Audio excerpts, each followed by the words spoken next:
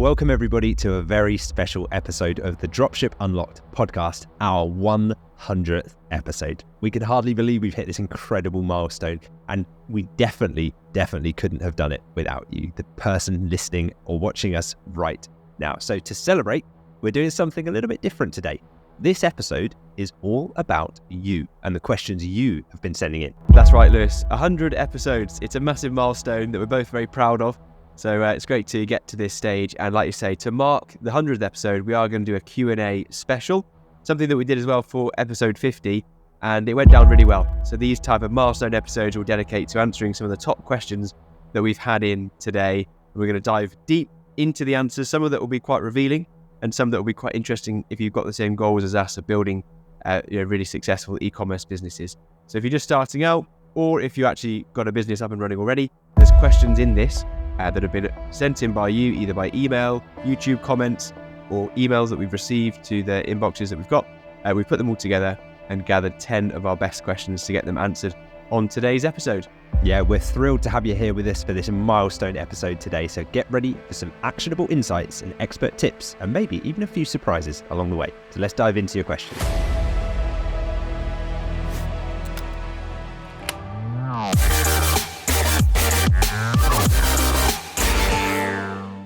Welcome to the Dropship Unlocked podcast. I'm Lewis Smith, the founder of Dropship Unlocked, and with me is our client success coach, James Eardley. Now, when we're not recording the podcast episodes, we're running our own e-commerce businesses and helping aspiring entrepreneurs launch their own high-ticket dropshipping businesses. Keen to build your own 6 or even 7-figure business? My book, The Home Turf Advantage, is your blueprint for launching a profitable online store. Grab your copy at htabook.com today and let's get you started. Now sit back, relax, and let's unlock your potential with the Dropship Unlocked podcast. Fantastic. So let's go straight in. Daniel had the first question for you today, Lewis. So I'll present this across to you. So Daniel's asked, what is the biggest lesson that you've learned from your journey in e-commerce that you wish you had known when you'd first started?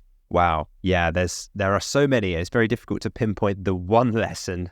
I'd say there's probably a few things that you can consider and then prioritize as you choose, right? So the first one would be a supplier selection, supplier quality, and ultimately product quality as a result of that. I think that that's paramount to your success. If you're selling kind of really low quality, low value items from suppliers that offer poor service to customers, ultimately it's you that's going to bear the brunt of those poor reviews, that negative feedback from customers. So that's paramount. That really kind of is the backbone of your business, the suppliers that you partner with.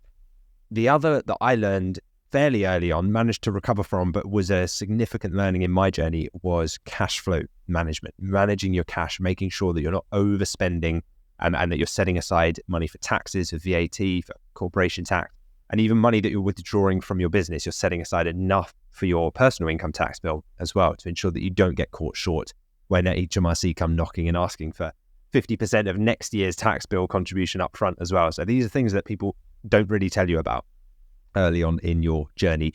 Certainly if you're not working with specialists in the UK and you're kind of learning business through YouTube from America, these laws and regulations and things are different. So we've got to know those things. And I think the other thing that I would say is don't try to do it all yourself. Find people who are better at the things you need them to do than you are, so you can succeed faster. Don't be too proud in your own ability to accept help where you need it. It's been a huge shortcut for me, bringing in team members, bringing in experts in their field, not necessarily full-time. They can come in just on a freelance basis to help. But for example, if I was going to revamp one of my Shopify store themes and make it way higher converting, faster, better, I could spend years trying to learn to do that myself, or I could pay a few £100s for an incredible specialist to come in and just blitz it in, a few weeks, and then it's done. And that, the return on investment in having done that, so that I can spend that same time focusing on other projects, other areas, without having to learn all the skills myself necessarily. I know the big picture of what I want to achieve, but not trying to do it all myself was a big lesson for me. So I've tried to condense as many of these lessons, because you can hear I can't even pick one, even in this Q&A session. There are so many. I've tried to condense these and I mean, I've put them into my trademark home turf advantage business model now. And that's probably the single thing. If I had to pinpoint one thing, it's the home turf advantage business model that's made the biggest impact on my success, and also on the hundreds of other members that we have in our program who've launched their business using our home turf advantage model as well. Yeah, exactly, Lewis. I mean, once you made it a step-by-step program for people to follow, that certainly helped me a lot. And I wish I'd found Dropship Unlocked earlier, because when you talk about how important supplier quality is, I also learned that the hard way by initially doing the traditional dropshipping with AliExpress suppliers with products on the other side of the world. When you've got poor supplier quality, poor product quality, it actually leads to poor business quality for yourself, because you are quite reliant on the quality of suppliers that we sign and the experience that our customers get. So massive things to pull away from that answer, Lewis, that people can implement straight away and don't go too far down the wrong path before getting that right. Cool. So next question for you, Lewis, is in from Gregory. And he's asked, how do you balance work and personal life while running multiple businesses? Yeah, this is another big one.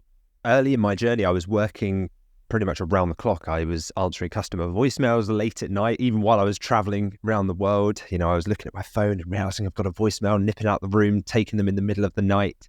And after a while, I realized that, again, me trying to do everything just wasn't sustainable. And I think the turning point for me really came when I first hired a virtual assistant. And I realized, wow, like that decision to do that not only increased our sales significantly, but it also, more importantly, freed up my time to then be able to focus on the real strategic growth decisions and enjoy my personal life as well. And, you know, take an afternoon off every now and then. So I think delegation, if I had to summarize it, was the key to achieving work-life balance. Hiring the right people allows you to step back from the day-to-day operations and really focus on growth while enjoying more personal time. So that's difficult at the beginning, and there will be some late nights, some early mornings of you trying to fit the business building process in before you have the funds to be able to hire a virtual assistant. At the beginning, you will have to front load that work. But the way I always viewed it was, is it worth 6 months of pain now for a lifetime of freedom? Or do I just want a lifetime of pain, having to work for someone else for the entire time, never controlling where I can go, my autonomy, my location freedom, my finances? I'd much rather work hard for 6 months and get it done to the point where I can bring in a virtual assistant and take a step back from the business. So that would be the first thing. I think the other is just bringing in virtual assistants doesn't work unless you have the right systems in place. So putting solid systems, tested processes, automation. So automate whatever you can. Don't force a human to do it just because they can. If a computer can do it, if Zapier can do it, or an automation can do it, and you can connect two systems together so it happens independently of human involvement, fantastic, do that, because then the humans that you hire can do the things that humans do best, right? With that said, bringing on board the best team, when it is time to say, right, who am I going to bring into my team? If you haven't hired someone before, that might be a little nerve-wracking, and you might not want to bring someone in full-time at first. That can be freelance. You could bring someone in on a freelance basis. But when you do, provide the best-in-class training on systems and processes, give them absolutely everything you can, and allow them to eventually step in and fix issues without having to always ask you permission. It's a couple of things, a couple of phrases that spring to mind. They say, hire slow, fire fast. You know, once you've hired someone, it's difficult to reverse that. I mean, it's not difficult to reverse the decision, but you don't want to have to let someone go if you can avoid it, right? But if you just are very selective from the outset about who you're bringing in, and then you train them incredibly well, and then you allow them the autonomy to make their own decisions, you watch those individuals' IQ rocket. You know, people are often capped at the level to which they think they're allowed to make decisions. And there comes a point where they think, oh, well, that's above my head. I can't do that. But if you as the business owner say to them, what if it wasn't above your head? What if you were in charge of that decision? What would you do? What if it was your business? And suddenly they kind of feel this sense of empowerment that maybe a previous boss hasn't given them.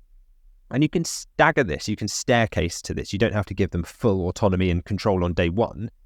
But once they prove themselves, you can start to relinquish control to them and say, well, I trust you. I trust you. If it's less than, I think Tim Ferriss's thing is like, if it's less than $100 or $500 to fix, then do it and tell me about it later. Don't ask for permission. So that would be the next thing, bringing in a team, great processes, great systems. The other more practical things would be, and this is for balancing work with lifestyle, calendar management. Sounds simple, but everything I do is on paper in a calendar, or not on paper, on a digital calendar. And for example, I stop work at 5 p.m. I block out the calendar. Like at that point, there are no appointments booked into my calendar. Likewise, I don't typically start until about 9 a.m. because before 9 a.m., I'm up maybe at 6 a.m. doing a workout, going to the gym, going for a run, taking my children to nursery, going to get a coffee, like spending some time with the family. That time is my own, and I protect that time just like I protect the time during the day as well. So I think that's key. And then the hours between 9 to 5, it might sound like, well, you left a 9 to 5 job, you now have your own business, but now what, you just work 9 to 5 as well? And there's a distinction here. I do that because I choose to do that now, and that's within my control. So if you can learn to love the journey and love what you do, and you have a mission that you're striving for, and even better, if you can enroll your team into that mission with you, and so you're all on this mission together, it actually becomes really exciting. And you know the expression, they say, if you love your work, you'll never work a day in your life.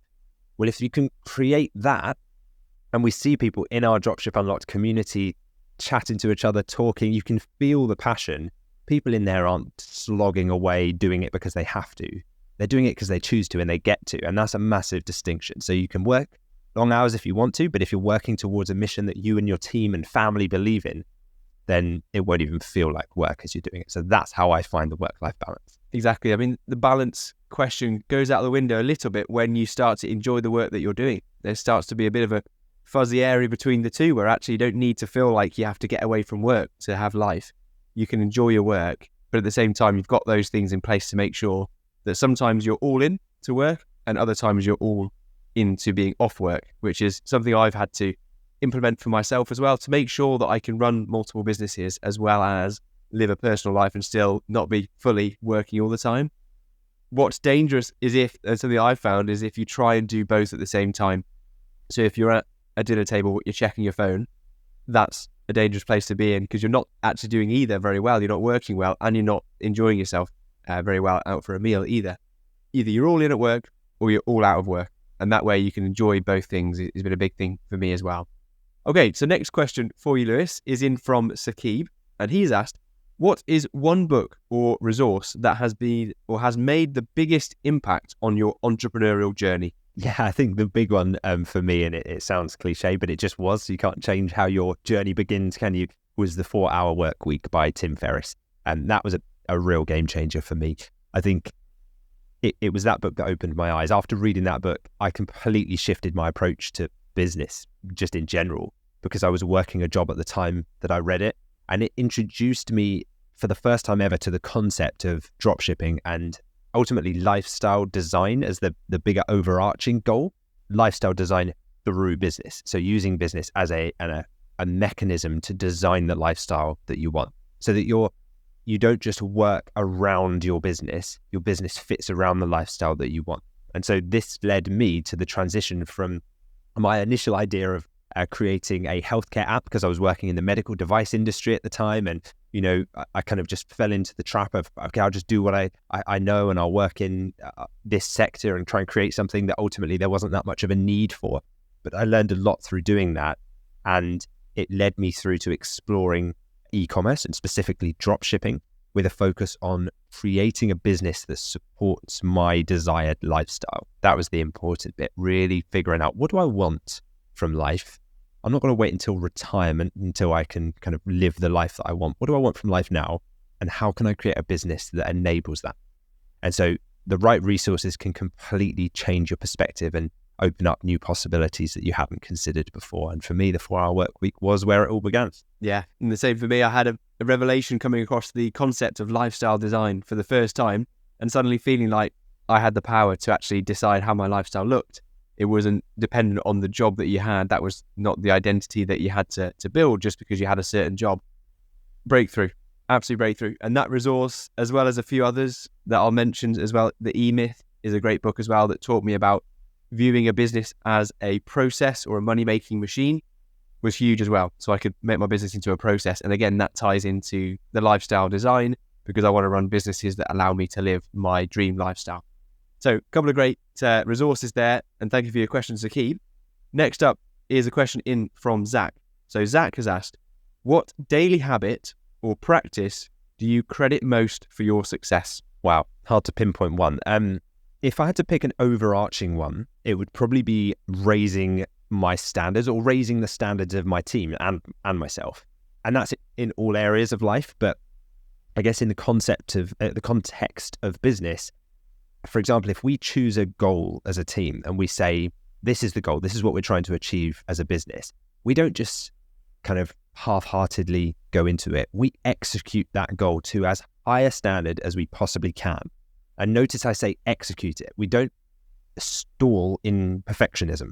We don't say we want it to be the best it can possibly be, but we've been working on it for 7 months now and it's still not launched. Instead, we create an MVP, get it out there, and then we iterate to make it better and better and better until it meets our standards. We don't put things out that we're not proud of, that as a team we're not happy to stand behind. And I think that would be the big thing. Now, how that comes about, and if I had to put it into a daily practice, it's probably visualization. It's initially probably the thing that after reading the 4-Hour Workweek really changed my like neural wiring as an entrepreneur, that just completely changed the way I think, the paradigm through which I view the world. It was daily visualization and the recital of personalized affirmations. So affirmations I'd pre-written about my goals, about the things I wanted to achieve in life, the things that I was most proud of, most grateful for, the memories that I had. And then it's something that we've now baked into week 1 of our program for a reason, because it works. If you can design your own goals and then every day verbally recite them and live them and feel them as if you've already achieved those goals, it unlocks something within you that allows you to be the kind of person that has already achieved those goals. And you start taking the actions day by day of someone who has achieved those goals. If you say to yourself, I'm a successful business owner and I'm a supportive dad, and I'm there for my family, and I'm proud of my team, and I give them autonomy, and I make my company a great place to work, suddenly during that day, you will have a decision junction that you'll hit where you think, well, I am a good father and I do look after my family, so I better make the decision in favor of my family here. Or a team member might come to you, or you might be leading a team meeting and you might think,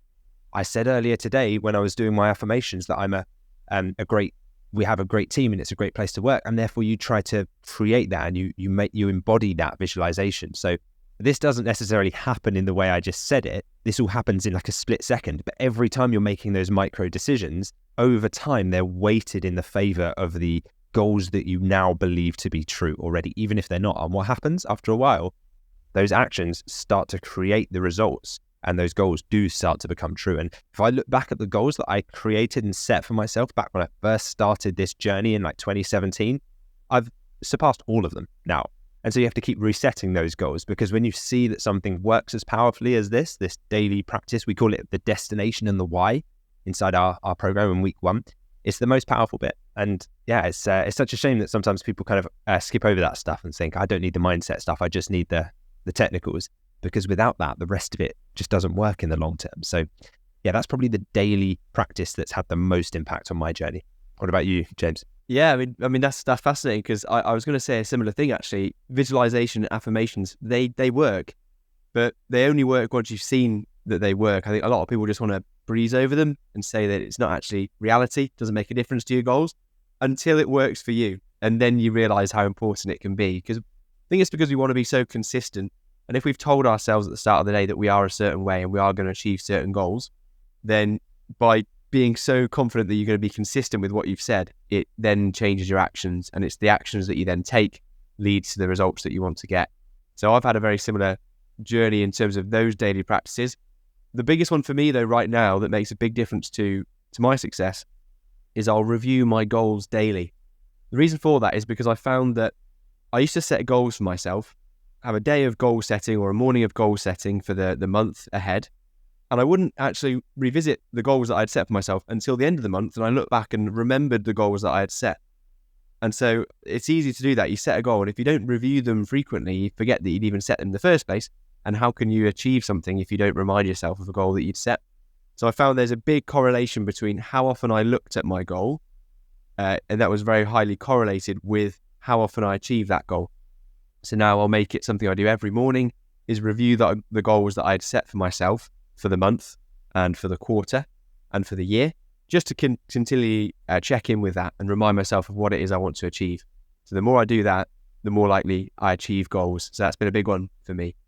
Okay, so next question is in from Lexi, and she has asked, what are the most common mistakes that new entrepreneurs make when starting a dropshipping business, and how can they avoid them? Probably the most common is choosing the wrong niche. Entrepreneurs often select a niche based on personal interest rather than market demand, which is what matters. Is it in demand?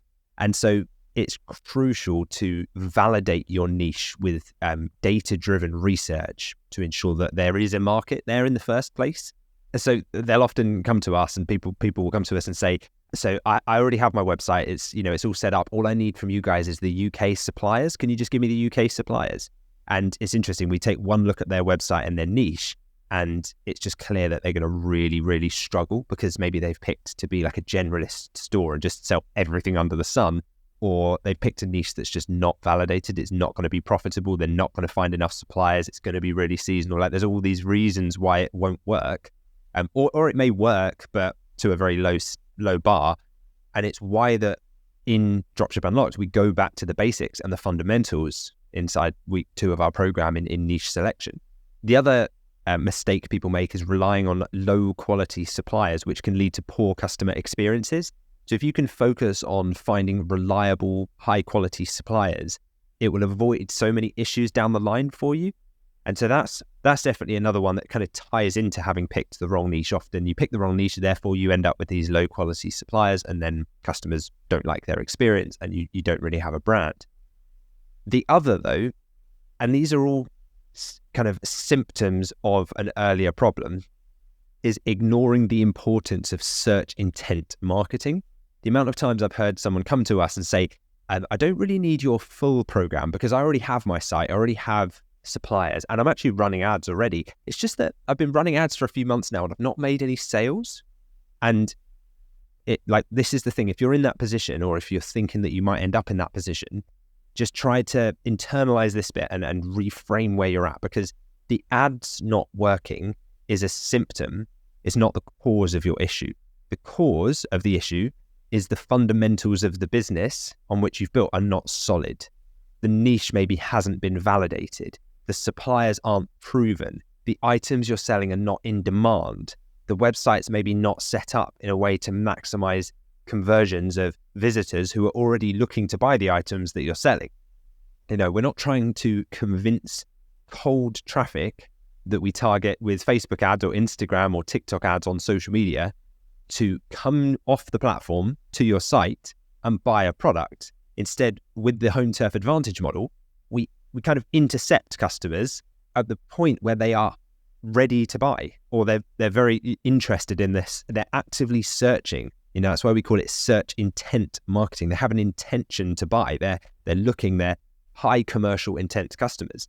And so we just take our share of the sales at that point. If you find a really in-demand market, you don't need all the sales in that market. You just need a tiny fraction of them, a small slice of the pie, to build £100,000 per year business with just a small share of a proven market with in-demand products. And then that way you're not having to generate demand and create all of this noise to showcase your product and try to get people to come and have a look at it. Instead, they're just coming to you. It's almost like there's a queue of people and you just set up a stand at the front of the queue so that they can just choose to come to you if they want to. And there's lots of ways we can convert people and get them to choose you instead of a competitor, but that's a different topic. But those are probably the main things. Yeah, and I fell into a lot of those traps, Lewis, that are so common that you've highlighted there.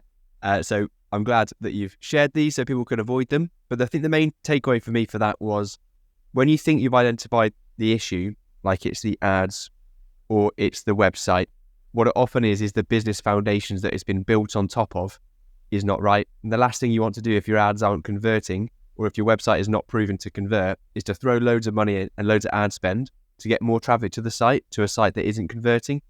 So what I needed to do is step back when I was running Facebook ads and my site wasn't converting, and think back right to take a few steps back to then spring forward.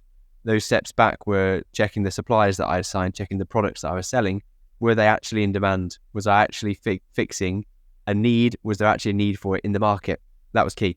Came across the home serve advantage with you, Lewis, and suddenly I realized that my foundations were very weak and no wonder my ads weren't selling.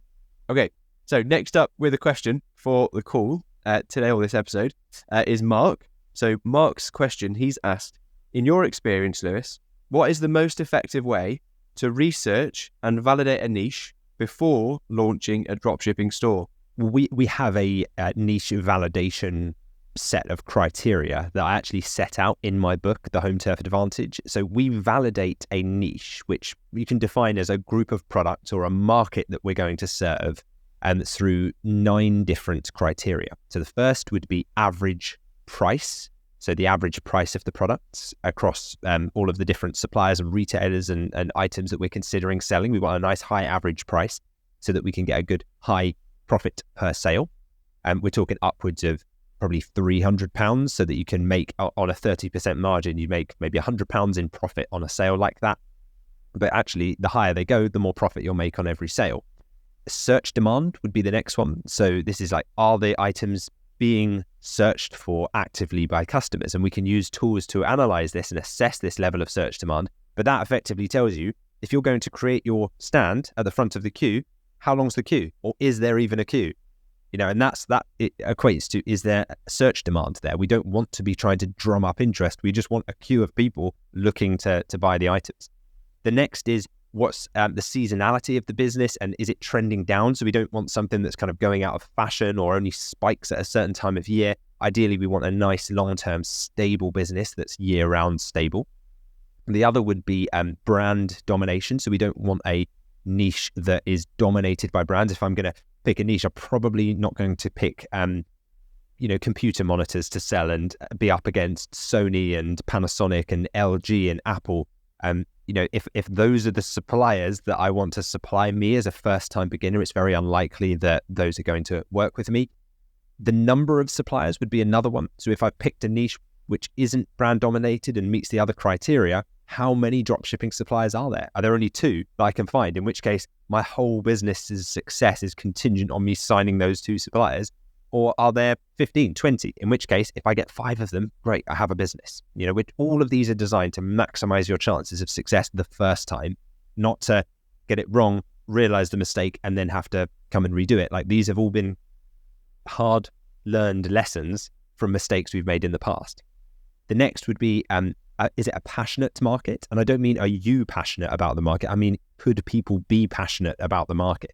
If you're selling washing machines and tumble dryers, it's unlikely you're going to have a group of raving fans that you could create hype around and, create lots of materials that market the products nicely to them. Whereas if they're really fascinated in the products and there's this kind of cult following, then perhaps that will make it easier for you to market it. The next would be price consistency.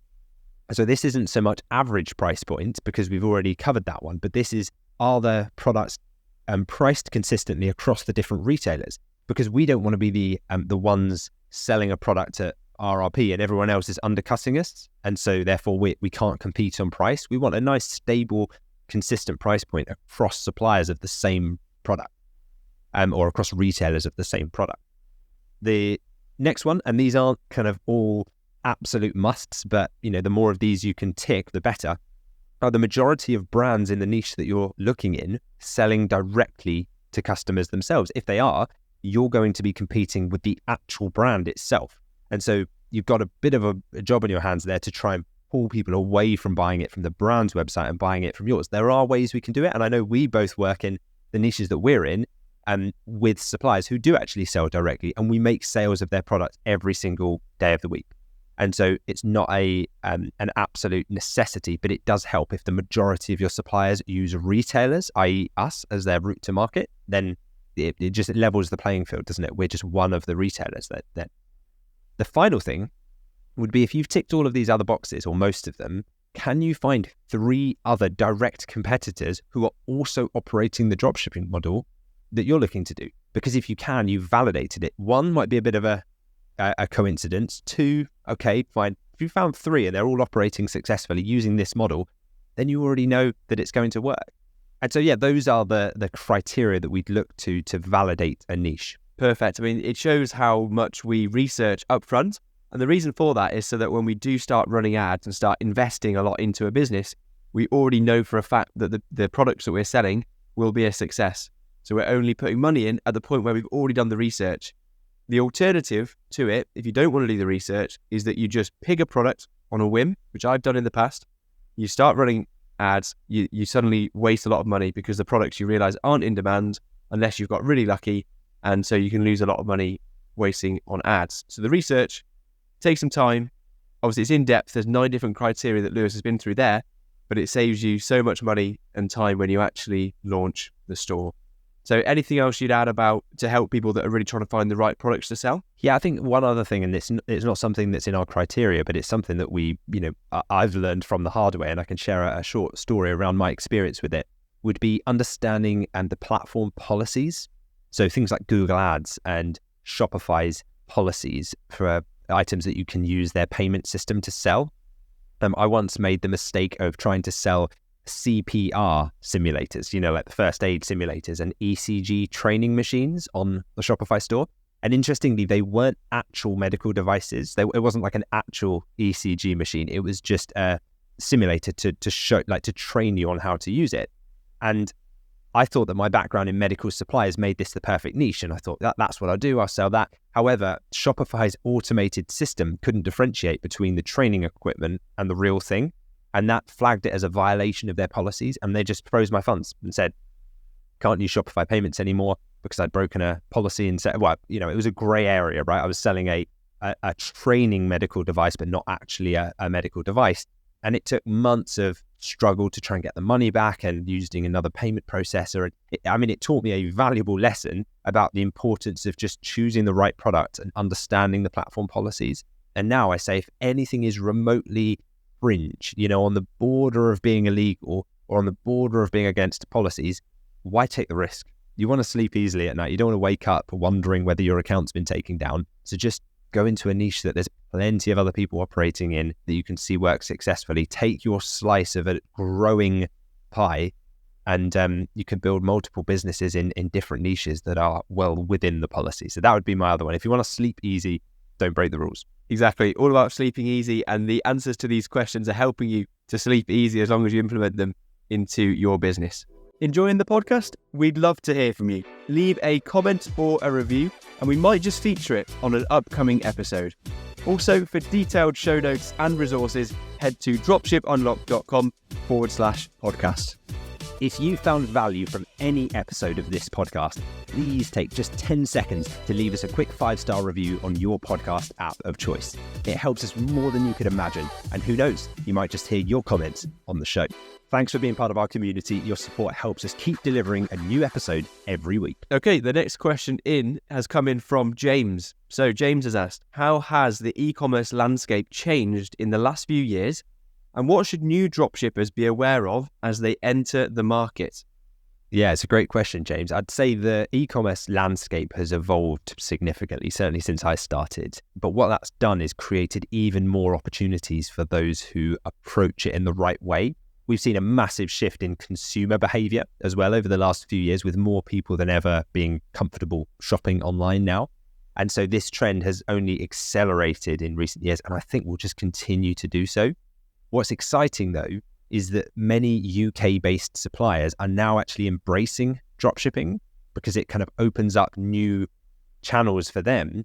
And they realize that with the demise of many high streets in the UK, the channels in which they can sell through needed to be expanded. And so that opens up new possibilities for high-quality, fast shipping products. Now, the key to success in this evolving landscape that we're in is having a solid strategy and the right guidance. It's not about competing with everyone, as we said. It's about finding your unique place in the market, taking your slice of the pie. So one big change that we've seen has been in consumer expectations.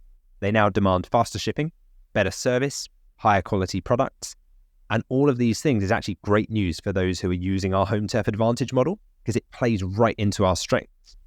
the landscape might seem more complex than ever, but with the right community, the right guidance, it's an incredible time to start a dropshipping business right now. That's why we're so passionate about guiding our Dropship Unlocked members through this journey. We dive deep into the changes and how to really capitalize on them right now and take advantage, because it is the best time to start right now. So yeah, it's just all about turning these changes, these market shifts that are happening into opportunities and setting ourselves up for growth and success. We actually recorded an episode on this topic called The Current State of Dropshipping, which I believe was Dropship Unlocked Podcast episode number 79. Yeah, I'm glad we dedicated a whole episode to that one, because it is a common question that we get about, is it the right time to get started in dropshipping? What's the landscape like right now? So from our experience running our businesses continually throughout recording the podcast, we've obviously seen changes. There's been higher competition, but something that people don't talk about is the higher demand for products, because the overall market is growing. And the changes in suppliers being open to dropshipping because they understand how it benefits their business. It's so much easier now to sign dropshipping suppliers than it used to be, because they understand the benefit of it. You haven't got to convince people why people are ready to buy their products online. And there's multiple different reasons, but I think I agree with you, Lewis. I think nowadays it really helps to be sophisticated and understand dropshipping and the real strengths that you have as a retailer. And so by getting around a community, by listening to the podcast, you're well ahead of the competition and you'll be able to thrive in this market. Okay, so next question's in from Paul for today's episode. So Paul has asked, what are the top strategies that you recommend for driving traffic to a new online store without breaking the bank? Yep, I'll keep this one really simple. Primarily Google Shopping ads.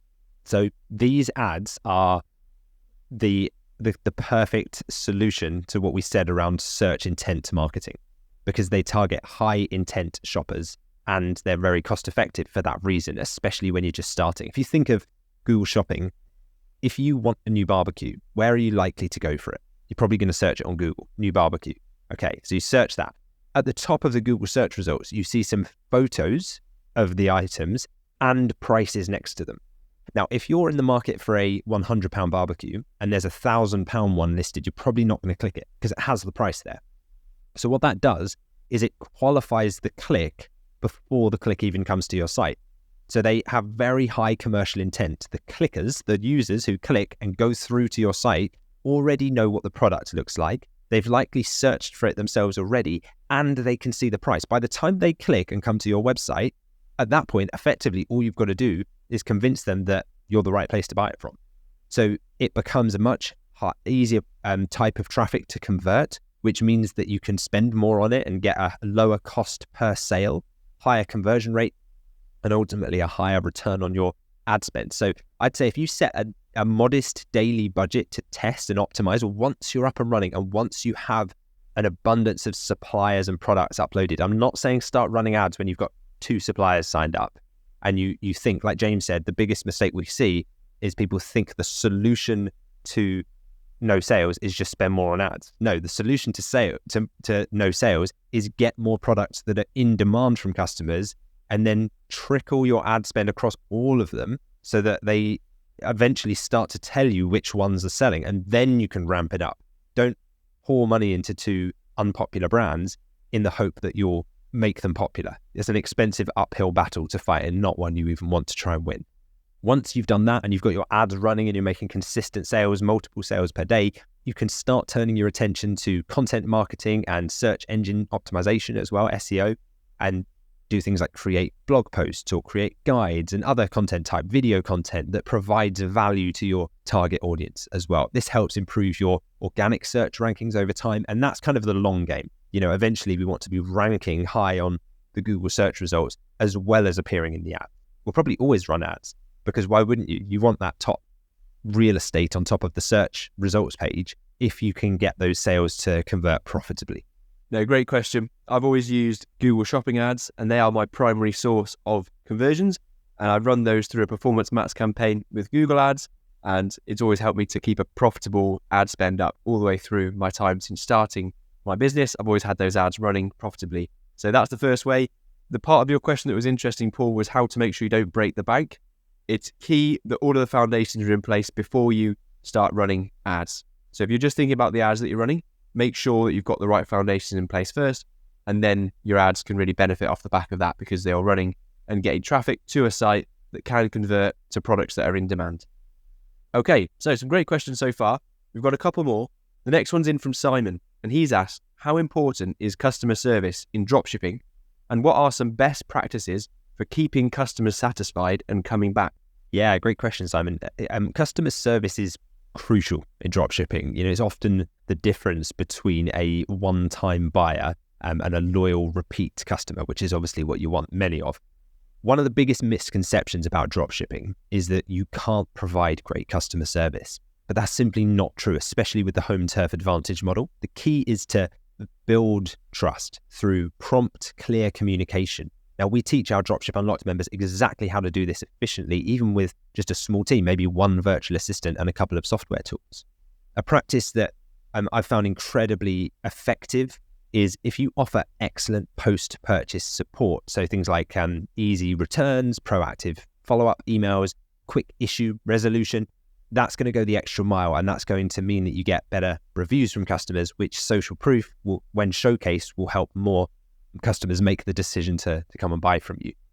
We've also seen great results from personalizing communication using customer data. So for example, recommending related products or offering targeted discounts to customers through email marketing or through pop-ups on the store. So by doing things like that, it enhances the customer experience and boosts their chance of them becoming repeat customers and getting repeat business from them. I know many people worry that providing this level of service is time consuming or expensive, especially if you're a one-person show at the beginning. But with the right systems in place, which we cover in depth in our program, it actually becomes quite manageable and incredibly rewarding once you see the positive reviews starting to come in from customers. So just remember, in dropshipping, your customer service is your brand. It's how you stand out in a crowded market. It's why customers who are in that long line of customers would choose your market stand versus the next one. And that's why we put so much emphasis on it inside our Dropship Unlocked Masterclass. And I didn't realize how important it was when I first got started in dropshipping, but it's made my life so much better since understanding the importance of prioritizing it and really prioritizing customer service. Big thing for me has been incentivizing virtual assistants to get 5-star reviews for the site. So incentivize them in terms of paying them half a day's pay for every 4 or 5-star review that we receive. That's had a massive uptick in the amount of reviews we've received. It's also had a big impact on the service that customers receive, because the virtual assistants will now follow up after they receive their products. Obviously, they're hungry for a review, but it also means that if there's any issues from the customers, they're being followed up by their virtual assistants and they're having a much better service overall. We can nip any issues in the bud and we can hammer home on people that are really happy to make sure they leave us a review. Okay, question in now from Rosemary, and she's asked, for someone who is feeling overwhelmed by the idea of starting an online business, what would you say to encourage them to take that first step? Well, I completely understand that feeling of overwhelm. I felt it too when I first started, but I mean, the truth is that you don't have to figure it all out on your own. So don't try not to worry about the concept of something that just isn't the case. The key to this is breaking it down into smaller, manageable steps. Now, in our Dropship Unlocked program, we guide members through each step, from choosing a niche right through to making their first sale, through to even hiring a team and automating and outsourcing the day-to-day management of the business. Many people think that they need to have everything perfect before they start, but again, that's a myth. We talked about the minimum viable product, or as I call it, the minimum viable store concept. The most successful entrepreneurs are those who take action and then learn as they go. They don't just sit and procrastinate and wait for perfection that never comes. They just action. They get the product out. They get the store launched. One of the most valuable things that I found you can do is to join a community of like-minded individuals, because the support, the motivation, and the shared knowledge that you'll get in a community have just been game changers for so many of our members. We've seen it happen first time inside our Dropship Unlocked community, and it's kind of the antidote to overwhelm. When you are surrounded by other people who are on the same journey as you, maybe a few steps ahead, maybe a few steps behind, you feel like you're in the right place and you don't feel as overwhelmed. So just try and remember, every successful e-commerce entrepreneur started exactly where you are now, but the difference is that they took that first step. And so with the right guidance, that step doesn't have to be as daunting as it seems. That's right. I remember that feeling well as well, Rosemary, of not really knowing what to do, feeling overwhelmed, but knowing that you've got a big goal to achieve. And so I think the way for me that I reduced that overwhelm was by just surrounding myself by people that are on the same journey as me, or people that were a few steps ahead. Because by doing that, I could just resonate with the same feelings that other people were having, and it really helps you to overcome them.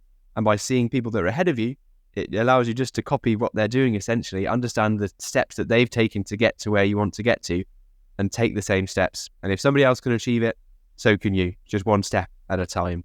I think a quick way to actually get around people would be to pick up Lewis's book. So it's called The Home Turf Advantage, and it's available at htabook.com. And if you pick that up, you will get access to a community of people as well who have been reading that book and who are building their own e-commerce business. So check it out if you're interested, because it makes such a difference if you are feeling overwhelmed. It's all about getting around the right types of people so you know how to build a successful high-ticket dropshipping business. Yeah, absolutely. It's designed for people who are serious about building a successful, sustainable e-commerce business. So if you're ready to fast-track your journey and avoid the common pitfalls that we've talked about today, I'd encourage you to visit htabook.com. There you can learn more about how we can help you turn your e-commerce dreams into reality. And who knows, maybe we'll be sharing your success story in a future episode of this podcast. That should be the end goal of every podcast listener, is to appear on the podcast talking to us about your success. And we've had a few of those recently. In fact, the last episode that we released was an episode with Suraj. So check that one out if you haven't already. And that's all the time we have for questions today. So thanks for getting your questions in. Thanks for your answers as well, Lewis. We're also going to highlight a listener review like we always do. And the 100th episode is going to be no exception. So this review that we've had in has come in from Apple Podcasts. An Apple Podcast review, and it's coming from somebody called Var R. Skarsgård. That's their Apple name. So they've shared their thoughts, and they said, inspiring and informative. I find Lewis and James's stories so inspiring. This podcast really gives me the motivation to keep going with my e-commerce journey. They're both so knowledgeable, and I have learned so much from them. I look forward to hearing more from them and enjoying more success in my own business as I implement the strategies and tips they share. Thank you so much for your review. We're so glad to hear that you've been enjoying the podcast, and we really appreciate being able to celebrate episode number 100 with you all. If you found value in today's discussion or any of the previous 100 episodes that you've listened to, then we'd really appreciate it. If you haven't already, if you could leave us a quick review. It only takes a few seconds, but it means the world to us, and it helps keep the podcast going. We're always looking to hear your thoughts, and we might feature your review in our next episode. Thanks for joining us on this episode of the Dropship Unlocked podcast. We hope you're walking away with insights and inspiration. To kickstart your e-commerce journey, grab a copy of my book, The Home Turf Advantage, at htabook.com. It's a distilled guide based on real experience to help you build your e-commerce venture. Don't forget to hit the subscribe button for more strategies and success stories. And if you like what you heard, a 5-star review would mean the world to us, and you might just get a shout out on an upcoming episode. And finally, thank you for deciding to spend your time with us today. We can't wait to bring you more insights on the next episode of the Dropship Unlocked podcast.